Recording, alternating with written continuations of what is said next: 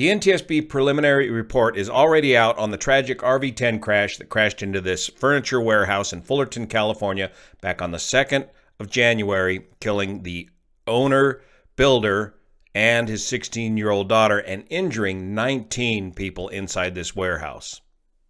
And sure enough, it was the pilot's side door that opened up on takeoff and the subsequent mishandling of the emergency that caused this crash. And I want to thank the NTSB for getting this important safety information out so quickly, especially to the RV-10 community, which is well aware of the design limitations of these doors, and more importantly, to the general aviation community as to how to handle these sorts of emergencies.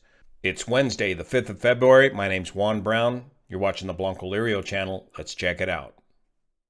As you recall, this accident occurred at Fullerton Airport on this very congested, relatively short runway. The aircraft departed on runway 24. The door popped open while on the departure, and the pilot requested an immediate return to the airport. The control tower offered him a return back to the opposite runway, runway 6, but the pilot instead elected to take a tight left downwind and return to runway 24, stalling the aircraft and crashing into this furniture building located right off the end of runway 24.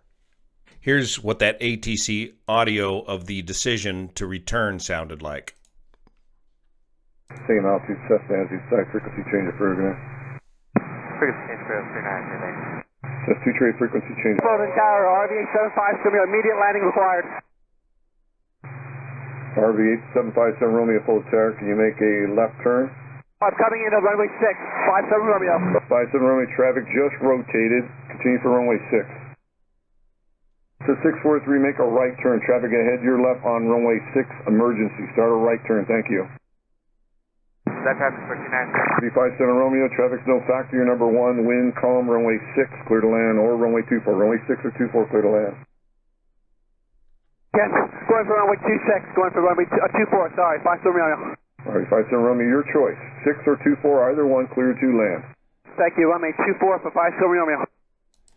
So he was given the choice of either runway. He could have turned around and came right back to runway 6, but instead he changed his mind and decided to go back to runway 24.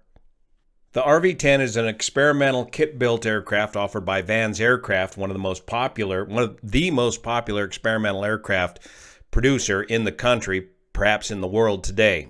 Typical aluminum monocoque style construction. The RV-10 is the only 4-seat aircraft offered in the Vans lineup, and has these gull wing doors, which open like this. They're hinged at the top with 2 steel hinges up here, and they have pins here, and normally another latch at the bottom of the door to pin and latch the door in place. These doors and this area of the aircraft here is made out of fiberglass, whereas the rest of the aircraft is made out of aluminum.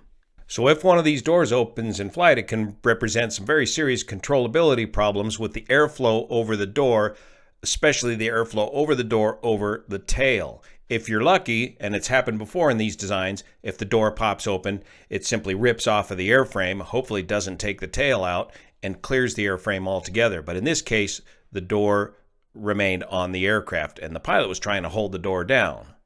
Here in the NTSB preliminary report, they have a note about security camera video that shows the left door in the down position, but not flush with the fuselage. The aircraft did have some rudimentary EFIS system data recording capability, and they recorded the entire flight. The aircraft climbed to about 500 feet above the ground. The pilot asked for an immediate landing required. About 30 seconds after the pilot's initial call, he made a 180-degree left turn, climbed to 950 feet MSL, and decelerated, slowed the airplane down to 95 knots. The airplane continued on the left downwind leg, and about 40 seconds later, it passed the runway 24 threshold, having now descended to 435 feet, so he's very low, left base entry, and slow at 85 knots. The airplane continued to descend until it impacted the roof of the furniture factory. A witness who was located on the airport ramp on the south side of runway 24, about 850 feet short of the departure end, observed the airplane fly past him after takeoff. It passed from right to left and what he considered to be high speed, but at a lower altitude than he would have expected. Once the airplane had departed the runway environment, was about 100 feet above the ground, he realized its left door was open and up. Then he saw an arm reach up and pull the door down. By this time, the airplane was far enough away that he could no longer discern what was happening, and he assumed that the pilot was able to rectify the situation. Multiple witnesses, who were all pilots, observed the airplane during the final stages of the flight in the left downwind leg of the traffic pattern. They all provided similar observations of it flying lower than normal at 450 feet and banking aggressively left as it made the transition from downwind to base. 3 witnesses then saw the airplane roll aggressively again to the left, what they assumed was a turn to final, all stating that they could almost see the full wing profile and were concerned it may stall. The airplane then rolled right as its nose dropped and dove towards the warehouse, where it collided in a fireball, an accelerated stall. The witnesses all stated that just before impact they saw a white piece fall from the airplane, and they described the piece as panel-like as it floated or fluttered to the ground.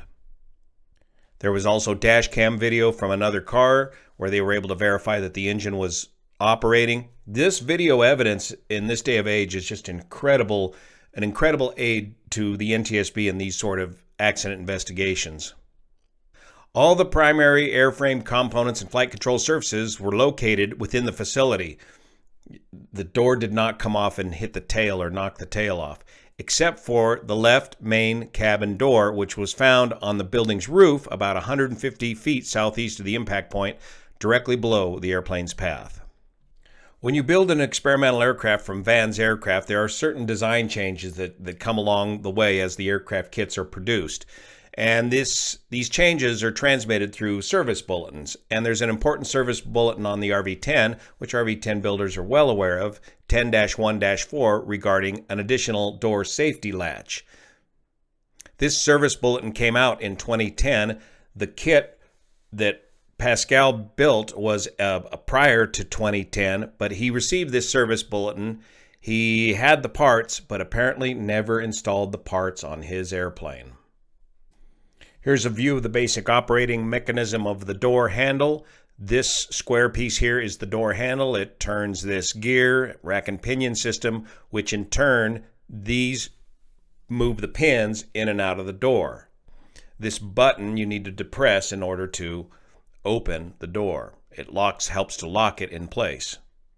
Now here's the door in the accident aircraft in the as found condition on top of the roof.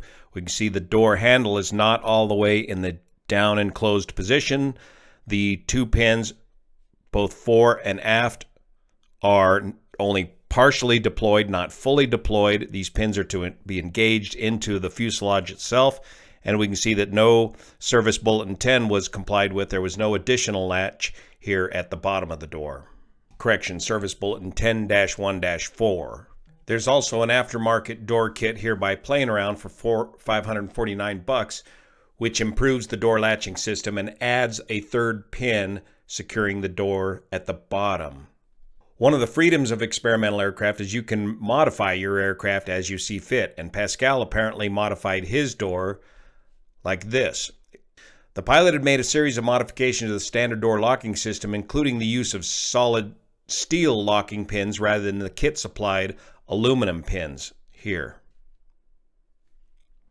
Along with the replacement of the polyethylene door blocks, that's the part that the pin pins into, instead he replaced that with a chamfered aluminum blocks. Additionally, the secondary safety latch had not been installed. I don't know if Pascal felt that these modifications, he didn't need to install the additional latch as proposed by the safety bulletin, but he also modified the door latch indicator system. The door latch indicator system supplied in the kit comprised of 4 magnetic reed switches mounted individually within each door pillar. The switches are configured to confirm with a LED warning light inside the cockpit that each door pin is fully extended and in the locked position.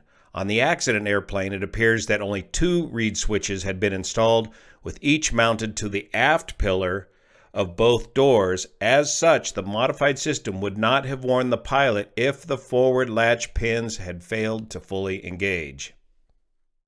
If you're going to deviate from the plans that Vans provides you, you better have a dang good reason for it and have it better thought out than this. And if you get a service bulletin from Vans that says time of compliance before further flight, you really ought to heed these service bulletins. And if you're going to buy a used experimental aircraft, you're going to need to research all of these service bulletins that apply to that aircraft and ensure that these service bulletins have been complied with. And finally, on each and every takeoff, you need to do that takeoff briefing on emergency procedures to include an open door in flight. And if the door on your RV-10 opens up, which is rather critical, much more critical than other aircraft whose doors are hinged at the leading edge, Pascal would have been much better off sticking to the original plan of just turning around and coming in for the straight in on runway 6. He was able to get the aircraft turned around here just fine because he had the airspeed to do so, and then bring it on into runway 6. He may have been a little too high or felt that he was too high to bring it in on that, but there's no reason to slow it down so much and get it in so tight to the pattern that you end up doing a low, high bank angle, base turn to final, resulting in an accelerated stall. Thank you so much for your support of this channel, especially the folks over on Patreon that make this content possible. See you here.